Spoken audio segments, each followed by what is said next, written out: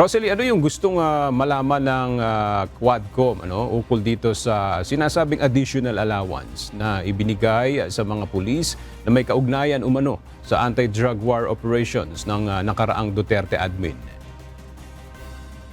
Oo, Aga, mas maraming tanong kaysa sa sagot. Yan yung reaksyon ni Manila 6th District Representative Benny Abante, isa sa co-chairpersons ng House Quadruple Committee na nag-iimbestiga sa extrajudicial killing sa anti-drug war ng Duterte administration. Ito nga'y matapos sabihin ni Senator Ronald Bato de la Rosa na namigay si Senator Bongo, dating Special Assistant to the President, ng cash allowance sa mga opisyal ng Philippine National Police at hindi naman pabuya sa mga napapatay na drug suspect.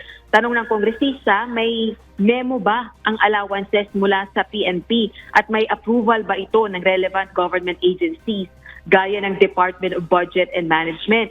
Dumaan ba ito sa Kongreso? Kung totoo kasing galing ito sa intelligence funds, pondo ito ng bayan na nangangailangan ng transparency at accountability. Sina retired police colonel at dating Philippine Charity Statistics Office General Manager Royina Garma at Police Lieutenant Colonel Jovi Espinido na may cash ang naghayag na may cash reward system sa giyera kontra illegal na droga ng Duterte administration.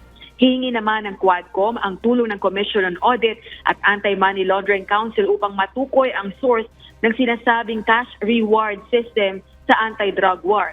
Sa susunod na linggo, 2 beses na magsasagawa ng pagdinig ang Quadcom kaugnay ng mga isyung ito. Balik sa iyo, Aga. Maraming salamat, Rosalie Coz.